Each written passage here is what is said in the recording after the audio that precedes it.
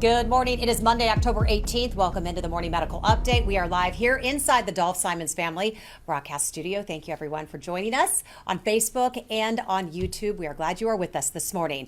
Halloween is all about candy and fun, but with COVID-19 and some things that you might not have thought of, the day could turn from fun to a nightmare pretty quick. So we're going to break down the calls that the Poison Control Center receives every October 31st.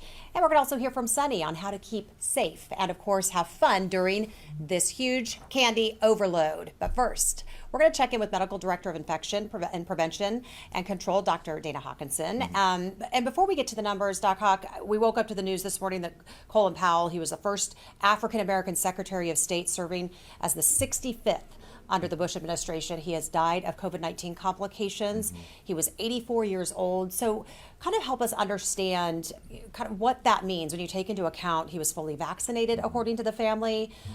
We take his age and his vaccination status into account. I think when we hear of someone we all know of, a celebrity passing away of COVID, it kind of brings it to the front of our minds. So what kind of help us understand that a little bit? Yeah, he certainly was a great civil servant. But again, he was also 84. Don't know any of his underlying medical conditions. So he would have been in that that category of getting a booster or additional dosing.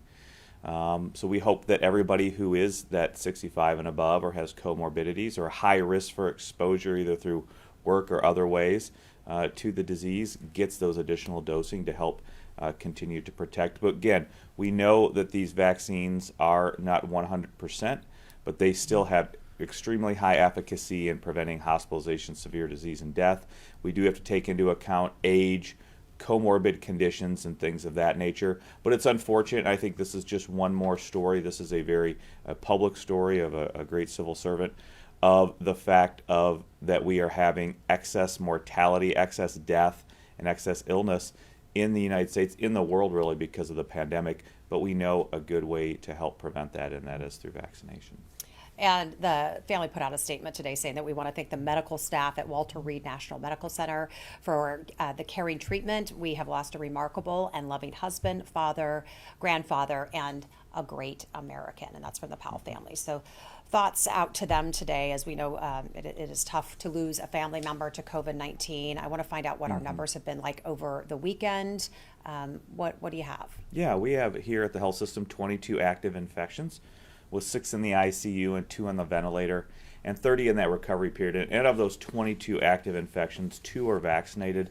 1 is fully vaccinated and here with worsening symptoms, does have those comorbid conditions that we were talking about as well, those other illnesses, chronic illnesses. And then one of those patients that is fully vaccinated is also here for a entirely other reason, not COVID related. So they are fully vaccinated. We'll keep a status on them and see how they do. All right, good to see you. Did you have a good weekend?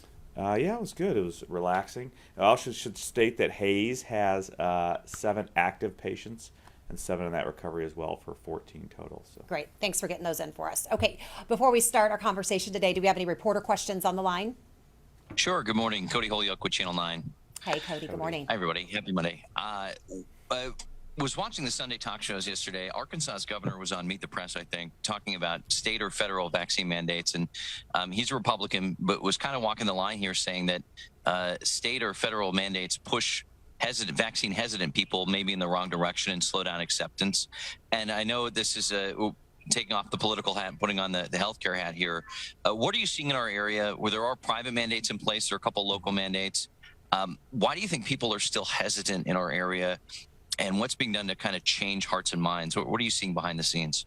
Yeah, and I don't know about that. I think that opinion may be more uninformed by the data. From what I've seen from private entities, especially health systems that have mandates and other private entities, yeah, there are some people that have kind of either been fired or terminated or left those positions. But in general, I think they are still having very good uptake for those private institutions. But I think there could be, depending on what you're looking at, data points all over the place. I think we just got to continue to either, again, if you're a private business, making a mandate or making those restrictions is entirely up to you and your leadership. We do know medically, like we said, what is the best way to prevent this excess death, excess mortality, excess illness, stop days of missed work, and that is by getting the vaccine into the arms of those employees. And so from a medical standpoint, obviously we know what the best direction to go is, and we've also seen those stories about the fire workers, firemen's union, and the police officers' unions, and a lot of those people who are exposed to illness on a daily basis refusing to get it. But we know that the devastation that the illness has caused within those ranks of death and loss of work, hospitalization, all that stuff.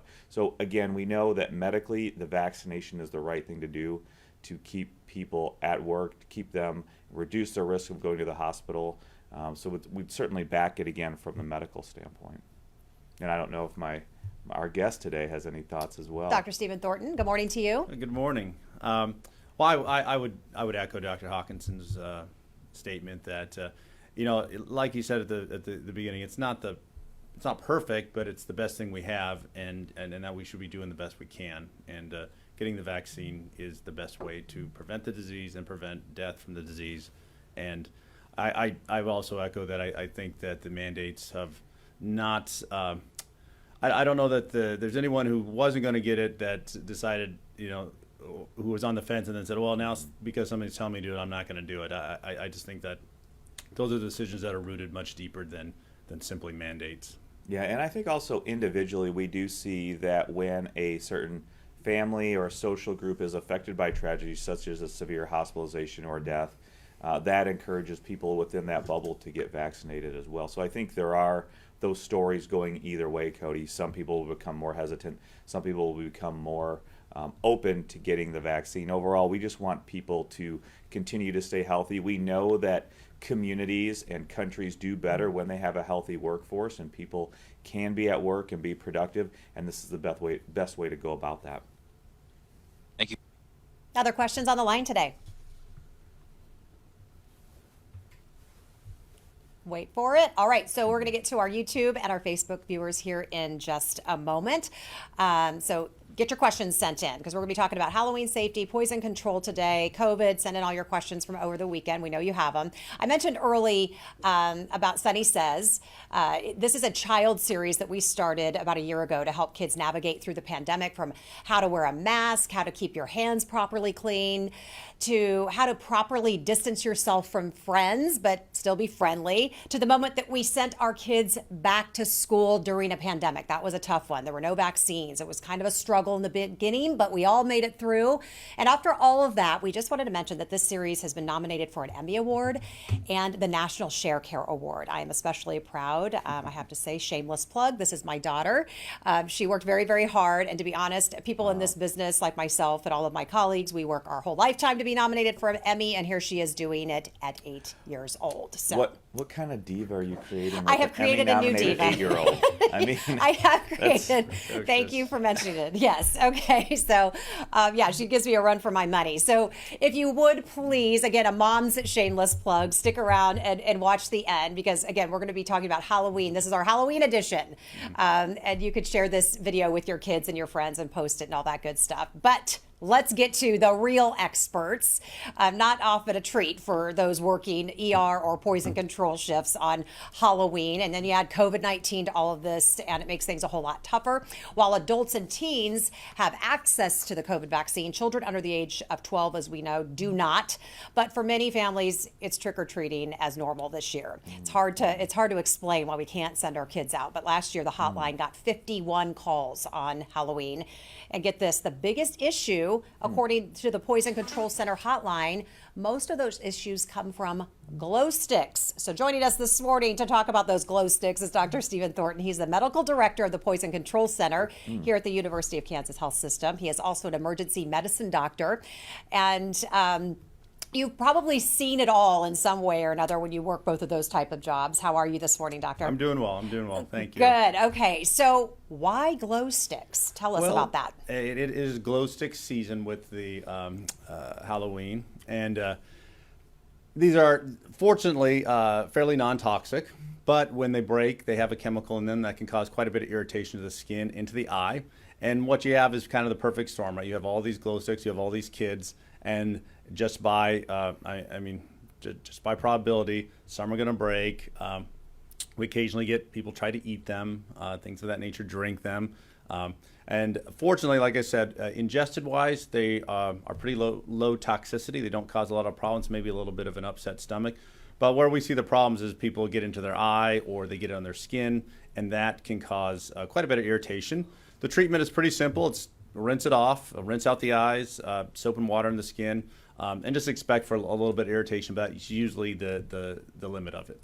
So thank you for that advice. So if this happens, do parents need to call poison control or just do what you just said? We always recommend calling the Poison Control Center. Hopefully you'll get that information as well, but kind of a do-it-yourself is you're just going to rinse it with water, irrigate the eyes out, and use soap and water for the skin. So glow sticks, who knew? But they do look kind of appealing. They're colorful, and they look like those I always said they look kind of like those wax candies that you would bite they're really gross, but you bite the thing off and drink the liquid out of them. Exactly. We have a saying in the Poison Control Center: never bet against kids. They'll figure it out. Yes, they will take no matter what you think, they will find a way to eat something, do something.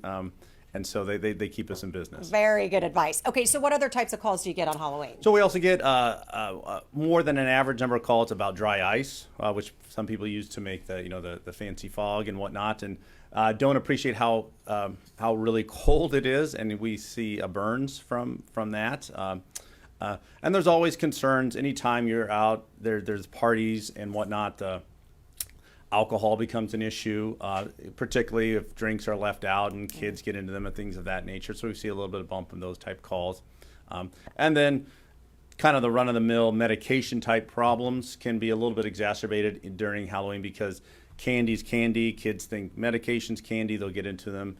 So we'll get a little bit of a bump in those type calls as well. Can you OD on candy and get sick enough that you need to call someone? Well, we have a saying in the toxicology world that everything's a poison. It's just the dose that decides it. So I'm sure there's more than a few upset stomachs after Halloween with kids binging on the candy. Yeah. All right. So you brought up a good point, though. You mentioned the alcohol, and I've noticed more and more these alcoholic beverages are becoming a little bit more kid friendly. They don't taste like alcohol. They don't look like there's alcohol. a lot of bright colors, a lot of sugars.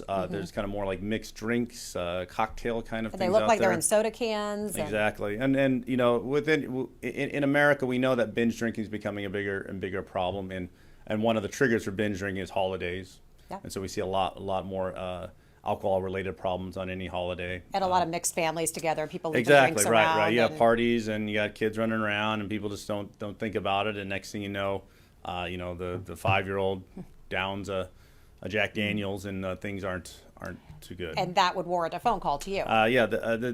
Those cases those kids are going to be pretty symptomatic, and we would appreciate a call so that we can help care for the child. And let's talk about that, because something like that could be uncomfortable for a parent to call the poison control. Right. My kid just downed a Jack Daniels or some sort of medication. Walk us through that. Make parents feel comfortable that accidents do happen, and you don't. It's no judgment. We just want to make sure kids are safe. Absolutely right. We are a nonprofit organization that is here to help anybody who calls. And we understand more maybe than anybody. Like I said, we never bet against kids. We know we've heard it all, seen it all, every story you can imagine. So you're not going to be the first, and we're just here to help you out, to help the kid, and make sure. Sometimes the child doesn't need to go to the emergency room. Sometimes the child does, and we can help give advice in both instances, and we can help the hospitals care for the children once they arrive. What kind of injuries are you seeing in the ER on Halloween? Well, you see, it seems like cosplay is getting more and more exotic, and the costumes are getting more and more exotic. So you see, you see injuries related to those. We'll occasionally see folks who are using like the makeups and things like that, and they irritate the skin, get in the eye. Those types of injuries. And then, like I said, I think it's a lot of alcohol-related injuries is not uncommon in the Halloween period. So you're telling me that the parents could be dumber than the kids? Be honest. It's okay. Yes, sometimes people just like to party. Okay. Yeah. And they should, You got to be careful. Dial it back a little bit, Right. especially if you got kids involved. When you're dressed up like Iron Man, you got to be careful what you drink. Okay, and you're 40. Right. Okay. Good idea. Yeah, you're not Iron Man. I'd probably bring Dr. Hawkinson in on this one. Talk to us about having parties and just social distancing. And again, we always talk about that when there are cocktails involved and kids involved and you're getting all these families together. There's a lot of close talking. How safe is it to commingle this Halloween, just with where we are with Delta? Yeah, I think we really know those high-risk situations now. And even last year, there was some real concern about trick-or-treating, although we said and certainly advocated for doing things outdoors and thought that any exposure from trick-or-treating itself was going to be pretty low because a majority of that does take place outdoors and right at the threshold of the house there. So there's not really a lot of risk there. Again, we know most of these children are probably hanging out with each other either at school or after school and other extracurricular things. So really that isn't too high risk. But having those larger parties can be high risk. We know those are high risk situations, especially indoors. You really can't control or understand exactly who is vaccinated, who had the infection recently, or who is recovering, or who could actively have it. I mean, I think we have to assume that when you get together with a large group of people, whether that's 15, 25 or more, you have to assume at least one person probably has the disease or the active infection at that point. Although the numbers and the caseloads are going down, we do know that, but putting yourself in those high-risk situations can always be a concern. All right, so Doc Hawks, let's say I'm not vaccinated or someone isn't vaccinated or they're immunocompromised because they cannot be. They're answering a door to a bunch of unvaccinated kids. What is your advice there? Yeah, I think doing that and just giving some candy for a very small interaction time, probably 5 or 10 seconds or less. The important thing is you can still protect yourself. Certainly face mask is going to be very important. Again, it's a very quick, short interaction. There's going to be half of that party is going to be outside. Those kids that are trick-or-treating, you'll be inside. So I think if you really want to continue to protect yourself, certainly a face mask is going to be best. If you also want to wear a face shield or eye protection with that. But again, I think what we're looking at here is half the group is outside. The group that is getting candy, that interaction is going to be very, very short-lived. But I think wearing that face mask during that interaction is probably a good idea. Dr. Thornton, what just overall makes this just a dangerous holiday? You've seen it. As far as dangerous goes, I think what you have is a combination of a bunch of people out at night. That's always going to raise the risk of problems. In the adult world, you have a lot of alcohol involved, so that's always a risk as well. So I think it's a combination of those two things. Though I think, quite honestly, considering the crush of people and kids out there, it's actually a fairly safe holiday overall. And fun. Yeah. And kids really look for it's an outdoor holiday that I think has been very useful during a time of a pandemic. I mean, I think it's just it's using common sense. If you're going out at night, obviously wear something with reflection, wear glow sticks, wear something where the cars can see you. As far as kids, and then with adults, it's obviously consume alcohol in moderation and just try not to do stupid things. Don't do stupid things, Dr. Thornton says. Okay, let's take some community questions because we're getting a few. And I'm going to give this first one to our guest. Isaac wants to know what portion of recent calls have been related to ivermectin or bleach? Well, please say not a lot. The second part, the bleach, we get a fairly consistent number related to ingestions of bleach for, unfortunately, people trying to harm themselves or whatnot. As far as trying to treat COVID, we haven't actually seen that in a while. The ivermectin, we're getting kind of a steady stream. I think it's important when people understand that ivermectin is not a drug that the poison centers ever really got significant calls on. So any elevation in the numbers is going to look significant. So yeah, we're seeing a lot more. Are we seeing people getting really sick from it? No. Interestingly, most of the calls we get are folks who already have COVID and are on the ivermectin. So the ivermectin is not helping them out. They're still getting the COVID. And most of the problems are coming from the COVID, not from the ivermectin. So. Okay, Dr. Hawkinson. I know there is no substitute, Julianne says, for the vaccine. I am fully vaccinated, but does vitamin D just help boost my immunity? I'm hearing a lot about vitamin D lately. Not bad, but how is it going to help when it comes to COVID or just your immunity overall? Yeah, again, I think that a couple things. From what we have seen, the use of vitamin D in protecting you, prophylaxis, or treatment against COVID-19 really does not help. I think the same thing goes for zinc and vitamin C.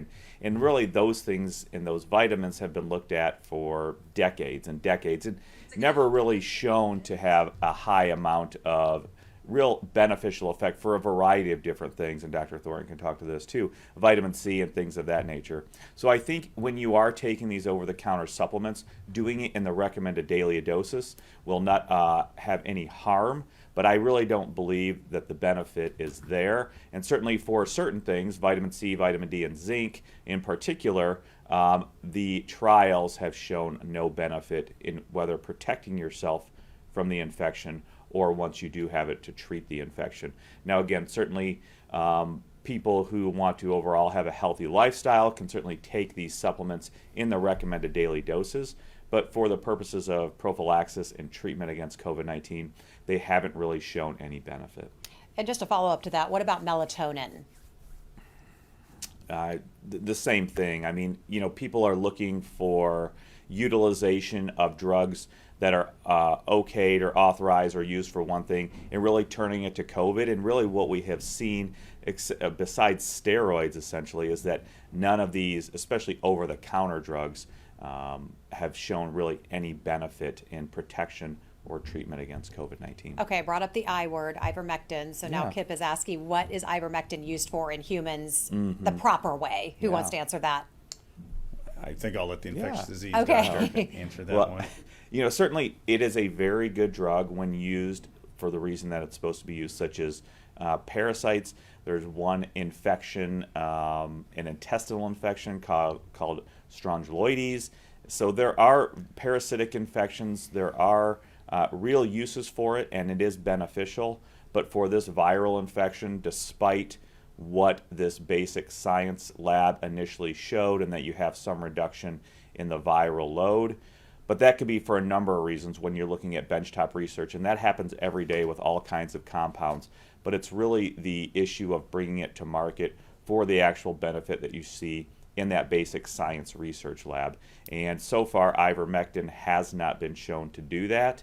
But again, we certainly welcome the data from properly conducted trials for that. But otherwise, for its normal authorization or normal use, such as parasitic infections in animals or humans, ivermectin is a very good drug. Tanya wants to know, have you heard when the general population will be eligible for boosters? She's 53. She got her vaccine back in March. When might she be able to jump in there and get her booster? Certainly for Pfizer, you are able to if you fall into that high-risk category. But again, I think there is a lot of vagueness there. I think it does include, it is a large umbrella that includes a large amount of people or subpopulations within the populations. And for Moderna and Johnson & Johnson, we are waiting for ACIP to make their recommendations. We know that the FDA committee made their recommendations last week. We'll see what the final recommendations are for ACIP. I believe it's really going to be probably quite similar to what the Pfizer is, just to help stop in that confusion. So, but the other reality is that we have a glut of supply of vaccine in the United States, unfortunately.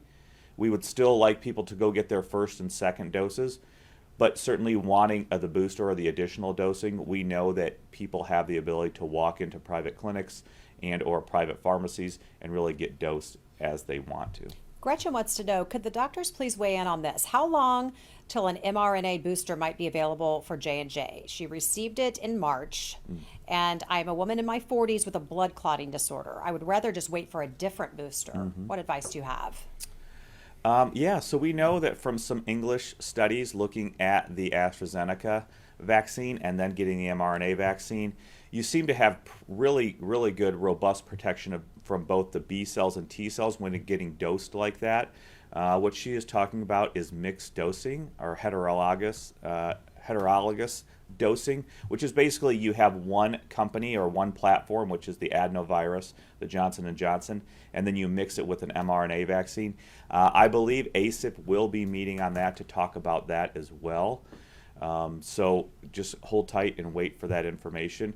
But what they did show in England in those early studies, and we don't have AstraZeneca here right now, we just have the Johnson & Johnson, which is very similar. It did show that you do have very good protection when mixing that first AstraZeneca or adenovirus vector platform, which is like Johnson & Johnson, and then giving that mRNA platform. So we know that it does provide good protection. We'll just have to wait and see what the ACIP, the committee, recommends for people here in the United States with Johnson & Johnson, and then possibly getting that mRNA platform vaccine. Dr. Thornton, you're up. Okay, so Janet has a question, and I'm glad she asked it because it's about the difference between what older people need to call the poison control for and what younger people what it's called for younger people. I remember when I was younger, my introduction to poison control was when I was babysitting. They would have like a sticker put up on their refrigerator that says, call poison control if anything happens to my little kids. So we always think of it for little ones. But if I'm a caretaker of an older person, what kind of things do I need to be looking at in the house to keep them safe? Well, I mean, it almost all comes down to medications for both the younger and older. In the younger population, obviously, we see kids get into medications they shouldn't be in at all. They find bottles and whatnot. In the older population, we get a lot of calls on double dosing, like they forget they took their morning, so they take another dose and whatnot. And of course, they can be on a lot of medications, so. That's probably the one where we help out the our more elderly, older population in regards to phone calls is what happens when you mix this, and you take double that. We see a lot of polypharmacy, and those can be really complicated cases depending on the mixture of medications. Other than medications, anything we should just anything they might ingest, put on their bodies, anything that we need to keep an eye out for? It's going to typically be ingestion of the medications. Okay. Like I said, during Halloween, there's a lot of mistakes between medications and candies. Some of them can look very similar, so they see that a lot of times with kids. So it just comes down to controlling your medications and treating them with respect. Okay, Dr. Hawkinson, Michaela says my husband finally got his first shot in April. Now he says he won't get his booster. How do I convince him to get a booster, or should she just be happy he got one at all at this point? I mean, certainly be happy that he got one. We know that the best protection comes from that second dose of mRNA vaccine. Obviously, if you have Johnson & Johnson, it's just that single dose with now a recommended booster at the end. I think it's just continuing to talk to him and don't really understand the reasons. We know that there are several that are common that people don't want to get the vaccine, but just would encourage to offer greatest protection. Now, if he had the infection a while ago and then got one dose, some people think that may be okay. But what we have learned is that the vaccines really do provide the best way for your immune response to continue to evolve and work out. And we saw that people who have gotten vaccinated with 2 doses of the vaccine seem to develop those antibodies and those neutralizing antibodies better than those people who are unvaccinated and did get the infection itself. And this is those neutralizing antibodies to all of the variants of concern, those ones that we do know about, but also likely those ones that we don't even know about yet that haven't really arisen. So again, just I think keep talking and understanding and answering questions, or get those questions that he has answered. But we know that getting those that second dose of the mRNA vaccine really leads to a lot better immune response as far as broad neutralizing antibody activity, especially to those variants of concern. Joe wants to know, she's 6 months out from her second Moderna, so I will be available when approved, she says, but she's also due to get her mammogram in about a month. And I remember we talked about this last week when we had our breast oncologist on she said she remembers something about the timing between those. Does that matter? Can you remember what they said about that? Yeah, I think our breast imaging docs and surgeons understand the reactions and do understand that people who have gotten the vaccine will have enlarged lymph nodes. They do take that into account, and so I don't really think that from a standpoint in a day-to-day action that's going to be difficult, and it shouldn't really change your processes at all because they are now do have that experience in reading those mammograms in those people that have gotten those vaccines. So I don't really believe that will be a big deal. And instead, what they would like, and what we have heard about, especially last week, is go get that screening. Do not delay your screening. So you can always mention that when you go to get your mammogram. They can put it in the notes, but the biggest thing is really to get screened. Good to know. Okay, Marianne says, if someone is fully vaccinated and has their booster and gets COVID for the second time, is their viral load as strong as it was the first time they had COVID before getting the vaccine and the boosters? So there's a little bit of information about this. This general scenario, and the fact is what we are seeing from a small published study is really that 3 months after that third dose, you really have maximal protection. And so even with Delta, you are looking to have decreased viral load and even have that viral load shed for a less amount of time. There is one study looking at Alpha versus Delta, and what they saw that those reductions in viral load were much less when people had Delta compared to Alpha, even after vaccination. However, within that first 3 months, it is about the same, but those benefits really do decline after that 3 months. However, you are still protected from the overall disease process. So, certainly within that first few months, you are extremely well protected. And that's why it's important, I think, to maybe time some of these. I don't think everybody needs the booster or needs additional dosing, but now as we're getting into the holiday season and people are gathering, it may be okay to start timing that in that way to help provide maximal benefit and protection so that you may not spread it to some of your friends and family that may be in some of that immune compromised situations who may be more at risk of that severe disease as well. Holly asks, can you tell me the requirements to receive monoclonal antibodies? And here's why. She has 2 friends that both tested positive, non-vaccinated. One was able to receive the antibodies. The other was not a candidate. She also says, thanks for all of our doctors do, but please answer her question. Yeah, and I'll have Dr. Thornton jump in too as well. So we are able to give the monoclonal antibodies at our infusion center. We also do some in the emergency department. Really, the categories for getting even looked at and screened for getting monoclonal antibody is certainly age. You have to be over 12 and over a certain weight, and that's, I think, 100 pounds or something similar to that. But then we also do break it down into other criteria because we are looking to prevent hospitalization in those most severe or at risk. So age does play a part in some of that criteria, as well as comorbid conditions, especially immunosuppression and things of that nature. We have this active screening process that we do here at the hospital. And through this whole time that we have been available to give the monoclonal antibodies, some of the criteria have differed just as the process has evolved.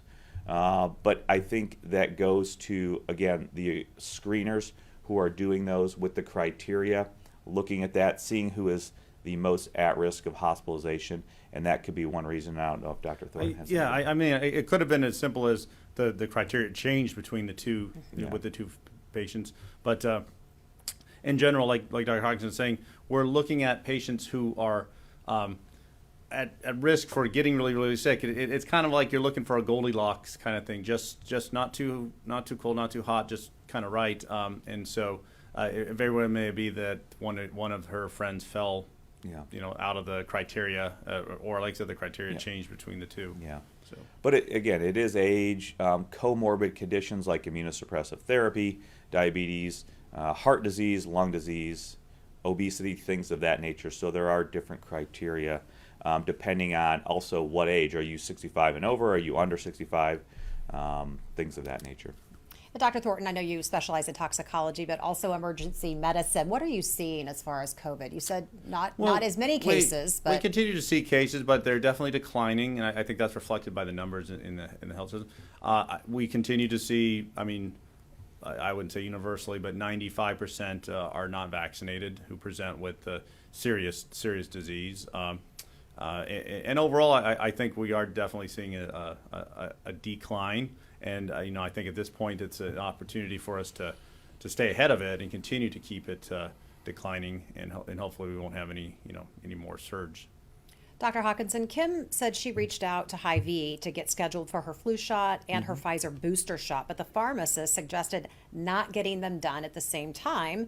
But she says she's heard it right here from you that that's okay to do. What should she do with that? Yeah, again, we're getting into late October now. I think it's a good time to go get your influenza vaccine. This will help you maintain that good immunity through the rest of influenza season, through April and whatnot. So unfortunately, I think that's bad advice by the pharmacist. We know that it's okay to give both vaccines at the same visit. And again, we never want to miss an opportunity to vaccinate. So she wants to know, why would they say that? Do you know? I can't explain why somebody would offer that. Maybe there were other points in that conversation, but overall, we know the recommendation is that you can get both influenza vaccine and COVID-19 vaccine at the same visit. So. All right, Dr. Hawkinson, Marnie wants to know, how should she handle my kids going door to door at Halloween? Everyone's running up there. They're all squished in together. What advice do you have for her? Again, I think if you can maintain a little bit of distance, we know it's difficult for kids to do that outside, but more than likely these kids have been getting together for quite some time in school, after school extracurricular activities. And again, trick-or-treating itself, you're doing outdoors, and we've always certainly been an advocate of doing things outdoors and being active, whether it's walking in the park or even going to things like the K or Arrowhead and being outdoors and doing that, because we know the risk is less. And so I really think that situation where you are going door to door and you are outside for that majority of the time is really low risk. In addition, some people may have masks on just because of the costume itself, so that may help as well. So overall, I think it's low risk compared to everything else that is going on. Question about monoclonal antibodies. Brian says, if someone receives them, do they need to wait to receive other vaccines, even just besides the COVID vaccine? There's no indication to wait for other vaccines, but for COVID-19 vaccines, you should wait 90 days from getting that monoclonal antibody. Georgianne wants to know, would you talk a little bit about immunity from COVID versus the vaccine? As businesses are requiring vaccinations, she has a friend that refers to her natural immunity from COVID rather than getting the vaccine. What are your thoughts? Yeah, I think this is a point of consternation for a lot of people who are in those institutions or areas where there is mandated vaccines, even though they've had COVID-19. We really don't know clinically. We know that overall reinfection is low, and we have seen that prior to the vaccine. Also, after the vaccine was released, we know, however, that vaccination does lower your risk of reinfection. We saw that in an MMWR from the CDC, looking at a cohort in Kentucky as well, that vaccination after infection does reduce your risk of reinfection. In addition, we know that there is a growing body of evidence that shows that people who have gotten vaccinated with at least one dose after infection do have higher antibody levels, at least, compared to people who just had infection, and even compared to people who both had 2 doses of vaccine. In addition, we know that additional dose of vaccine after infection, like I stated before, is going to increase your B cell and T cell immune response and create further neutralizing antibodies to those variants of concern, those ones that we know about already and those ones that we probably don't know about yet. So really the best advice is, even after infection, and again, this is the CDC advice, even after you've had the infection, you should get the vaccine. A few more questions. I don't know if you can answer this, Dr. Hawkinson, and maybe we can find out for Lori, but she wants to know, what is the prevalence of vitamin D deficiency in Kansas and Missouri? Just any insight you can give on that? Yeah, I think you'd probably have to ask my primary care internal medicine colleagues like Brandon Comfort. We know that in general, probably in the northern latitudes, and maybe Dr. Thornton can speak to this as well, that a lot of the population has vitamin D deficiency based on that lab value. What is the clinical effects? We know vitamin D is extremely important for bone health and things of that nature, but I don't have the numbers off the top of my head on the full amount or the prevalence of vitamin D deficiency. I would agree that there's a lot of people that are diagnosed as deficient based off a lab value, but clinically I don't think that we see a lot of wouldn't consider significant vitamin D deficiency. Yeah, I'll see if I can get that answer. Maybe even our endocrine colleagues can probably help answer And I that. know Dr. Comfort's going to be on here in the next week or so, and this might be a question for him also. Dr. Hawkinson, Melanie has this question. Maybe you could just help her out with it in the meantime. Yeah. She said a friend of hers, their 20-something-year-old son is 6 weeks into symptoms that include fevers. He had COVID, so he has fevers. He did contact our long haul clinic, but he was not admitted because he's not 12 weeks out from symptoms. Yeah. So he did not meet the requirements yet. But her question is, are fevers common with long haul symptoms? And is there anything else clinically that this family can do for their son in the meantime until maybe he can get into a long haul clinic? Yeah, I guess I would ask, what are we using for the criteria for saying fevers?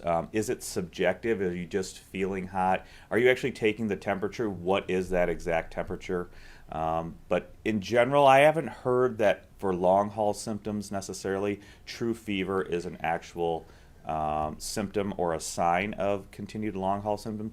The most common symptoms that we hear of for long haul, again, headache, fatigue or brain fog, cough, shortness of breath, and weakness really tend to be the most common long haul symptoms. I haven't necessarily heard of fever, but I would like to get further details on exactly what are you calling fever. Again, are you just feeling hot, or is there actual objective data showing that your temperature is above that fever threshold? And is that good news in the fact that maybe because he has not reached that 12 weeks, that maybe this will wane and go away? That this is just kind of it ridding itself out of the body, and there will be no long haul? I mean, certainly we would hope by 12 weeks some of those symptoms that are still persistent at 2, 3, 4, 6 weeks after the infection would resolve, and that's why we do have that criteria of long haul syndrome being 12 weeks from that acute infection. Would certainly hope so, but again, time will tell. Okay, I'm just looking through to make sure I got everybody's question. If I did not get them, I'll hold on to them. We'll ask them later on this week with some of our other experts. So let's get to our final thoughts. Dr. Thornton, I'm going to start with you. Good to have you today. Thank you.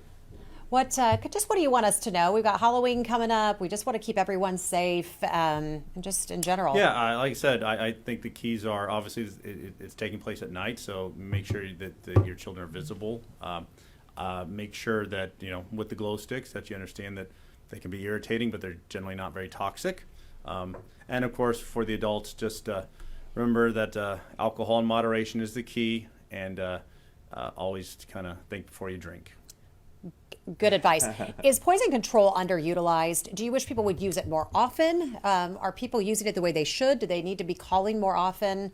So I think that we are maybe not thought about enough when you're dealing with situations in the home.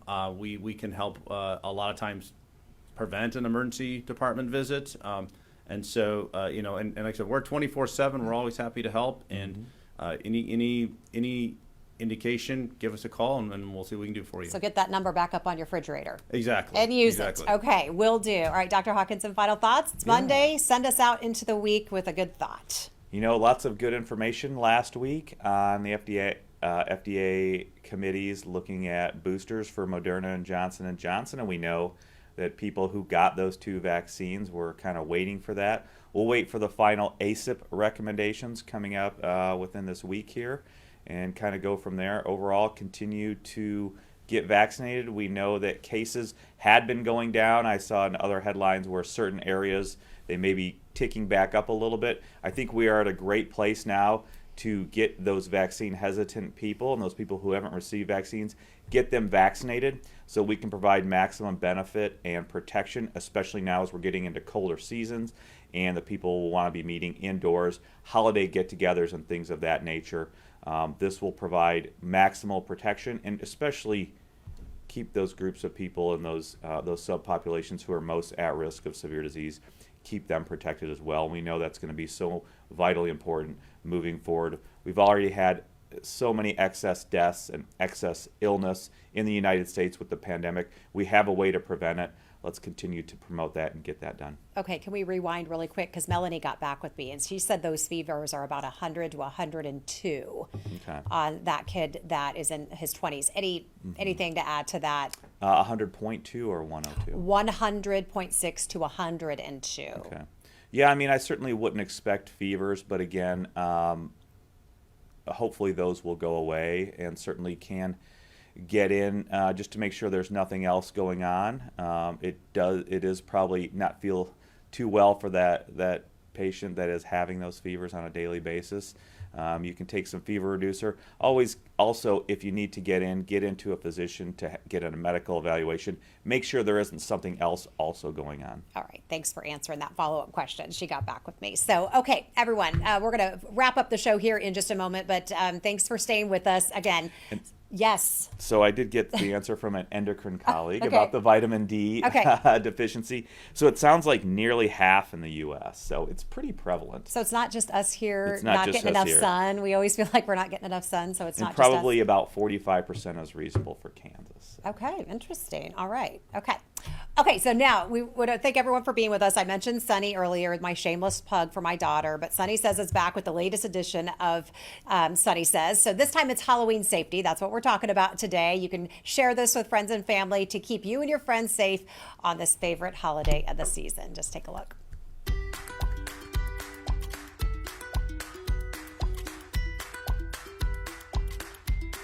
Hi friends, it's Sunny. Halloween is one of my favorite holidays, and I'm sure it's one of yours too.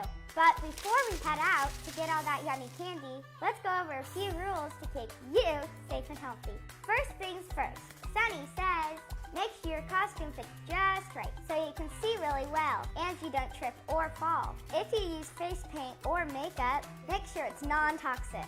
If you don't know, just ask an adult. That should be enough.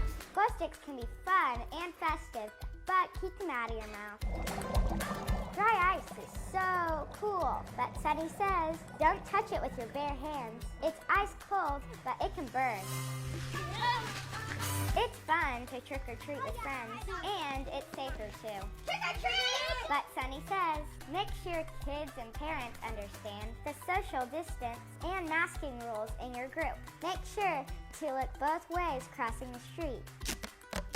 Have your adults put reflective tape on your costume. Sunny says, it's really important that cars can see you. Only go to houses that are well lit. And Sunny says, if you get a homemade treat from a stranger, politely say thank you, but don't eat it. Only eat candy you recognize in wrappers. Remind your adult to keep medications out of sight this time of year. Kids are in treat mode and will eat anything, especially my little brother. Sunny says adults should put the poison control number in their phone just in case of an emergency. It's the same number for the whole United States. Sunny says have fun, be kind, be safe, and go get that candy.